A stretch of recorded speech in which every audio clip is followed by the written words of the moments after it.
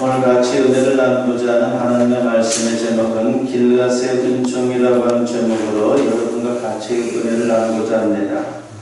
우리 사회의 새로운 그런 가운데 하나가 웰빙일 것입니다. 참 많이 들어봤죠.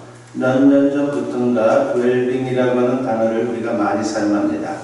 말 그대로 웰, 즉 건강한, 만족한, 행복한, 그리고 빙, 삶을 살자는 문화적 흐름이 바로 웰빙입니다. 이런 흐름에 편승한 사람들을 웰빙족이라 이렇게 부릅니다. 이 웰빙족들은 그야말로 건강한 삶을 추구합니다. 육체적 건강은 물론이거니와 정신적, 사회적 건강이 조화와 균형을 이루기를 추구하는 그런 마음을 가지고 세상을 사는 것이죠.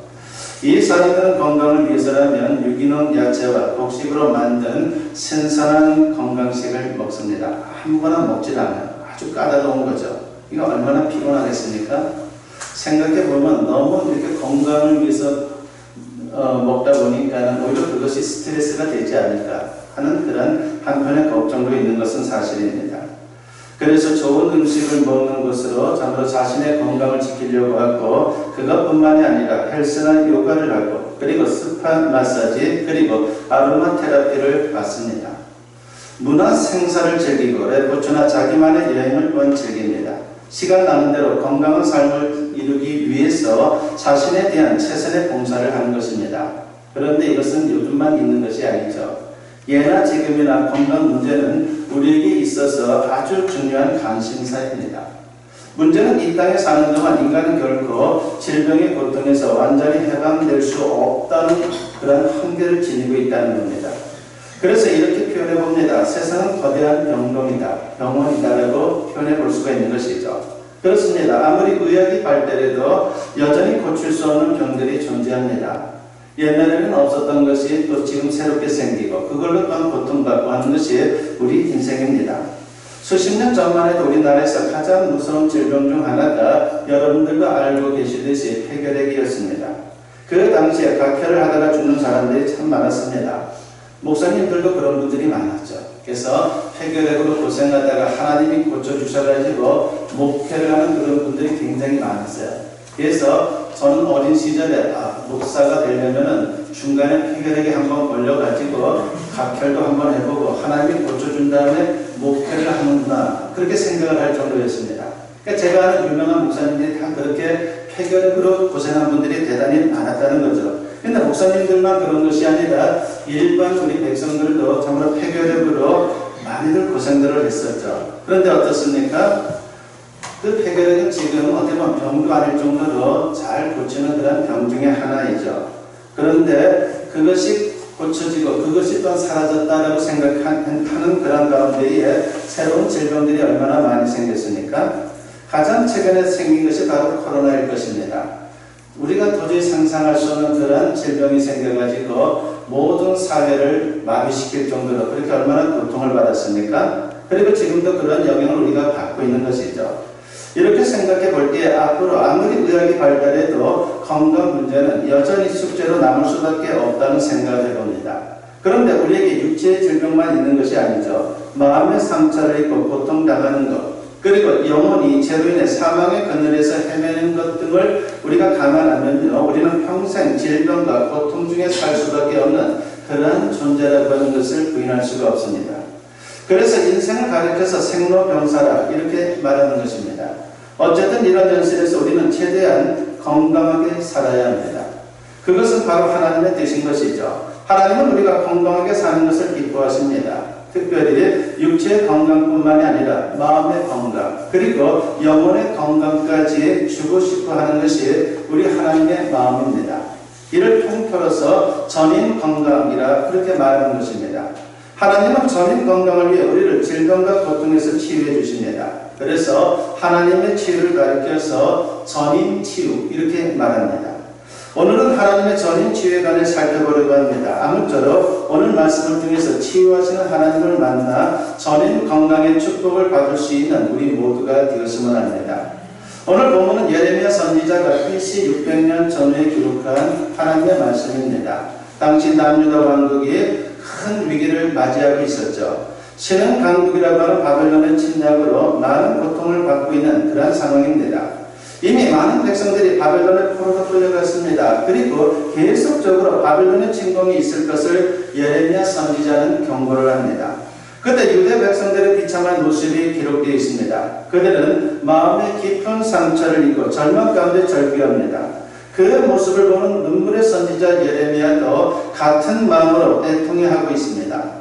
오늘 본문 18절 말씀을 보면 슬프다 나의 근심이여 어떻게 위로를 받을 수 있을까 내 마음이 병들었도다 라고 했습니다. 예레미야는 백성들의 참상을 보고서 큰 근심과 고통에 빠져 있습니다. 마음의 병이 깊었습니다. 21절에서는 뭐라고 노래합니까? 딸 내 백성이 상하였으므로 나도 상하여 슬퍼하며 놀라우면서 잡혔도다 라고 했습니다. 선지자는 유다 백성들을 가리켜서 딸 내 백성이라고 부릅니다. 그가 얼마나 안타까워하는지 그 심정을 엿볼 수가 있는 겁니다. 또 19절을 보면 백성들의 탄식이 나오죠. 딸 내 백성의 심히 먼 땅에서 부르짖는 소리로다. 여호와께서 시온에 계시지 아니한가? 그의 왕이 그 가운데 계시지 아니한가? 라고 했습니다. 그들은 먼 땅, 어딜 말합니까? 바로 바벨론의 포로로 끌려가서 그들이 거기서 하나님을 향해서 외치는 겁니다.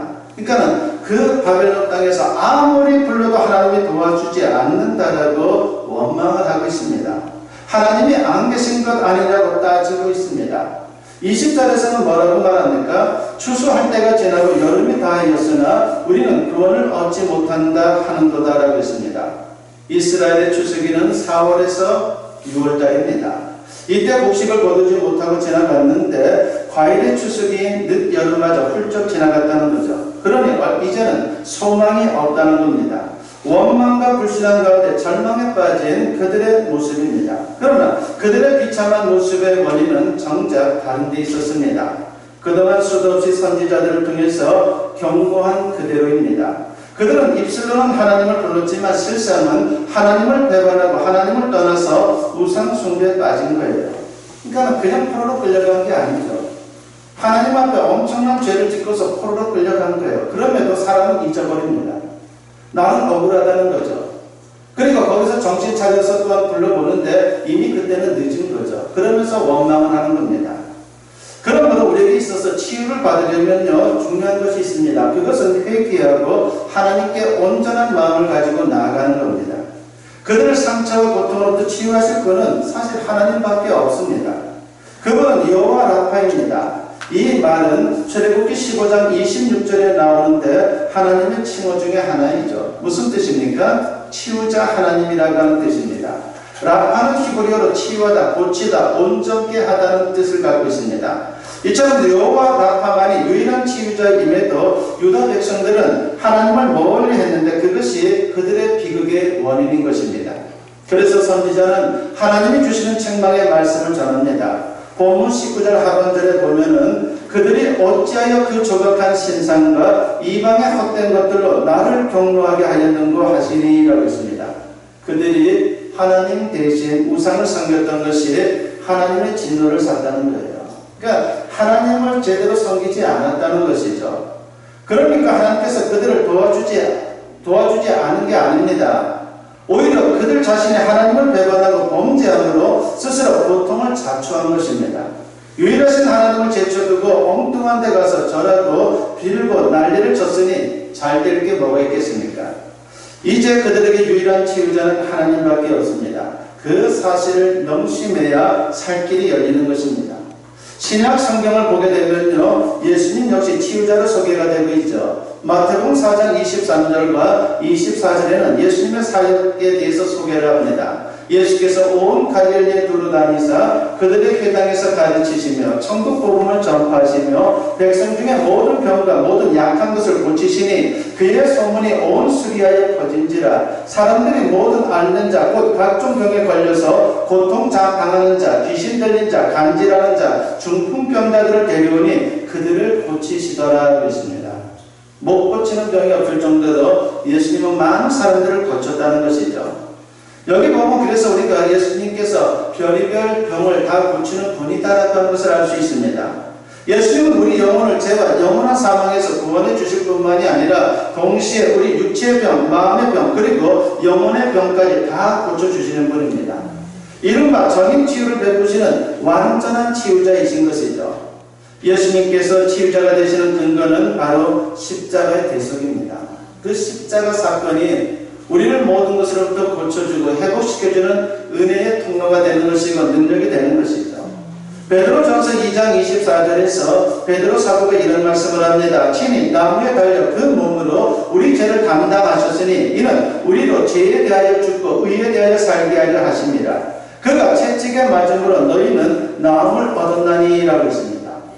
예수님은 우리 죄를 대신 담당하시고 피 흘려 죽었습니다. 동시에 죄로 인해 인간에게 찾아오는 질병과 인생들을 다 짊어지셨습니다. 그러므로 그분은 우리의 각종 질병을 고쳐주실 수 있고 그 질병으로부터 우리를 구원해 줄 수 있는 분이다라고 하는 겁니다. 그런데 안타깝게도 유다 백성들은 회개하고 하나님께 돌아가 치유받아야 하는데 엉뚱하게도 원망과 절망 가운데 있었습니다.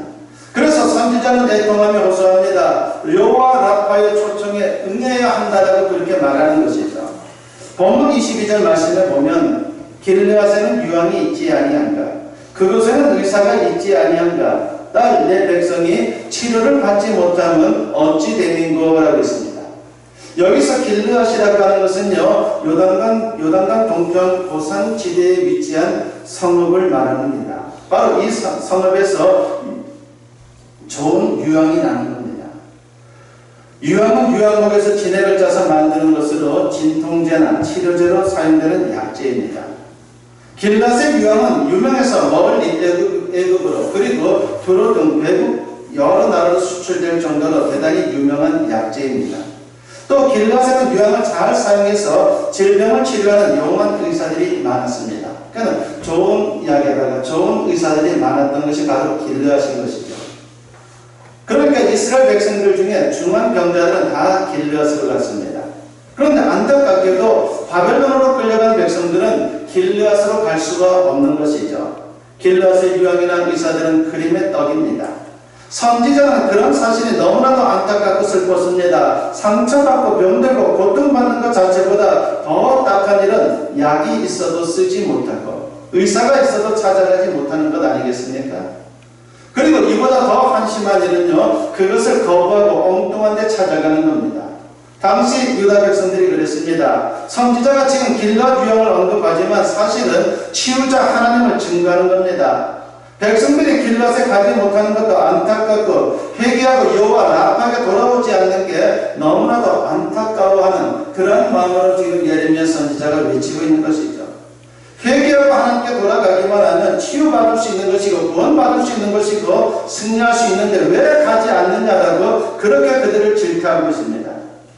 구약 성경을 보면요, 하나님을 찾지 않아 손해보고 망한 예들이 한둘이 아니죠. 그 중에 대표적인 인물을 들라고 하면은 아사 왕을 들 수가 있습니다. 그는 한때 하나님을 잘 섬겼는데 나라가 번성하면서 문제가 생겼어요. 돈이 많아지고 그러다 보니까는 교만해졌습니다. 그러면서 하나님을 자연스럽게 멀리하게 됩니다. 그러다가 말년에 병이 들어서 고통을 당하게 되죠. 그런데 그때 아사 왕이 어떻게 했습니까? 역대하 16장 12절 말씀에 보면 아사가 왕이 된 지 39년에 그의 발이 병들어 매우 위독했으나 병이 있을 때에 그가 여호와께 구하지 아니하고 의원들에게 구하였다라고 했습니다. 무슨 말입니까? 아사 왕이 의사를 찾아간 게 잘못입니까? 절대로 그렇지 않아요. 의학도 하나님의 일반 은총이에요. 의학을 통해서 사람을 고칠 수 있도록 하나님은 은혜를 베풀고 있는 것입니다. 하나님은 인간에게 지혜를 주셔서 의학을 발전시키고 그 혜택을 보도록 그렇게 우리에게 은혜를 베풀고 있습니다. 그러나 잊지 말아야 할 것은 근본적으로 치유는 하나님의 몫이다라고 하는 겁니다. 아무리 인간 의사가 치료를 잘해도 하나님이 치유해 주셔야 낫는 거예요. 그래서 치료라는 말과 치유라는 말을 우리가 구분할 필요가 있는 겁니다. 예를 들어 의사가 수술을 하고 투약을 해도 그 이후의 일은 하나님이 해 주셔야 하는 겁니다. 인체 속에서 암울과 회복되는 것은 이미 의사의 손을 떠난 것이죠. 그래서 하나님을 경외하는 의사들은 이렇게 고백합니다. 하나님은 고치시고 우리는 봉사한다. 단지 우리는 봉사할 뿐이지 모든 것을 고쳐주는 분은 하나님이시다라고 그들은 고백하는 겁니다. 인간은 진료 행위만 할 뿐 결국은 하나님이 치유한다는 겸손한 신앙의 고백을 믿음의 의사들은 갖고 있습니다. 그러므로 성도는 의사의 도움도 받아야 하지만 궁극적으로 하나님의 치유를 믿음으로 바라보아야 하는 거예요. 그래서 병들어 아플 때에 병원도 찾지만은 목사에게 기도를 부탁하는 것 아니겠습니까? 아사왕의 실책이 바로 여기에 있었던 겁니다. 그는 인간에게만 의지하고 하나님의 은혜를 거부했습니다. 좋은 의사, 좋은 약 먹으면 그냥 나을 수 있다고 그렇게 쉽게 생각한 것이죠. 결국 그는 병들어 죽었습니다. 모든 인간은 겸손한 마음으로 하나님께 나아가야 합니다. 그리고 그분의 은혜를 구해야 합니다. 병원만 믿어서는 안 돼요. 주님이 고쳐주셔야지만이 우리가 완전하게 회복되는 것입니다. 그럴 때 영혼도 육체도 마음도 건강해질 수 있는 것입니다. 만일 인간이 이를 거부하면요, 여호와 라파의 은혜를 우리가 제대로 받을 수가 없습니다. 그래서 이런 말이 있습니다. 치유는 병식으로부터 시작된다. 무슨 말입니까? 자신이 병들었다는 것을 인정하는 데서부터 치유가 시작된다는 것입니다. 병들었는데도 그 사실을 인정하지 않고 의사를 찾아가지 않으면 그냥 죽는 거예요. 예수님도 말씀하셨습니다. 마가복음 2장 17절에 보면 건강한 자에게는 의사가 쓸데없고 병든 자에게 가야 쓸데 있느니라. 나는 의인을 부르러 온 것이 아니요 죄인을 부르러 왔노라 그랬습니다. 예수님 앞에 나 자신이 죄인임을 고백하고 은혜를 구할 때에 구원을 받습니다. 병든 것을 고백하고 치유의 응초를 가는 때에 우리가 치유의 은혜를 경험할 수 있는 거예요. 그래서 주님을 향해서 우리가 기도할 필요가 있는 거죠. 나를 고쳐주세요. 여러분 쉬운 것 같지는 쉽지 않아요. 병들어 죽어가는데도 기도하지 않는 분들이 얼마나 많은지 몰라요. 이것이 얼마나 안타까운 일입니까? 정말 간절한 마음으로 우리가 주님께 기도하면 주님이 고쳐줘요. 저도 그런 걸 경험했습니다. 어린 나이에 얼마나 고통을 많이 겪었는지 몰라요. 그러나 간절한 마음으로 주님께 기도했더니 주님께서 치유해 주셨어요. 그 내용은 여러분들이 잘 알지 않습니까? 우리가 이렇게 병든 것을 고백하고 치유의 은총을 보게 되면요, 그 누구도 예외 없이 하나님의 은혜를 경험할 수 있는 겁니다. 예수님을 믿지 않으면 그분의 능력과 은혜를 전혀 받을 수 없습니다. 그러므로 우리는 길앗의 유황이신 예수님께 나아가야 합니다. 그리고 눈물로 고백하고 부르짖어야 합니다. 나를 고쳐주시옵소서. 나의 건강 이제 주님을 위해 사용하기를 원합니다. 나를 고쳐주시옵소서. 건강케 하여 주시옵소서. 회복시켜 주시옵소서라고 우리가 기도해야 합니다. 그럴 때 주님께서 우리에게 치유의 은총을 베풀어 주십니다. 그런데 육체의 치유 못지않게 중요한 것이 있죠. 그것이 바로 영적인 치유이고 우리 마음의 치유입니다. 육신만 낫는다고 해서 치유가 다 된 게 아니에요. 하나님의 은혜로 고침받았는데 그 고침받은 육신을 가지고 건강하다고 못된 짓을 하다가 더 큰 벌을 받는 경우도 얼마나 많은지 몰라요. 그래서 우리 육신의 치유만이 능사는 아니다라고 하는 것을 알아야 합니다. 더 중요한 것은 우리의 영적인 치유이고 마음이 치유를 받아야 합니다. 미국 남북전쟁 당시의 일화입니다. 링컨 대통령이 전선을 시찰하며 병사들을 격려했습니다. 그러던 중 한 야전병원을 방문하게 되었습니다. 거기에 많은 부상병들이 수용되어 있는데 얼마나 잘 치료하는지 좋은 소문이 난 병원이었어요. 그러니까 그 병원에만 가면 다 나을 수 있다고 소문이 날 정도로 아주 대단한 병원이었죠. 병원장은 링컨이 오니까 이제 브리핑을 하게 됩니다. 브리핑을 하면서 은근히 자랑을 합니다. 그런데 바로 그때 부리관이 급히 달려와서 보고를 합니다. 바로 그 전날 수술 받은 병사가 자살을 했다는 겁니다. 병원장은 당황합니다. 그렇지 않아도 성공적인 수술이라고 자랑했는데 그 병사가 자살을 했으니 얼마나 당황했겠습니까? 그때 링컨이 조용히 병원장에게 이런 말을 하죠. 여러분의 의술은 정말 탁월합니다. 하지만 사람의 병을 고치는 것은 육체만 고치는 게 아니라고 생각합니다. 온전한 의술은 마음의 상처도 함께 고쳐주는 것입니다. 라고 하는 그런 유명한 말을 했습니다. 그렇습니다. 그 병사는 수술을 받았지만 마음의 상처를 치유받지 못한 거예요. 육신은 나았는데 마음의 상처는 낫지를 않은 것입니다. 그래서 불안했고 미래가 불투명하게만 생각해서 고민하다가 결국은 자살을 결행한 것입니다.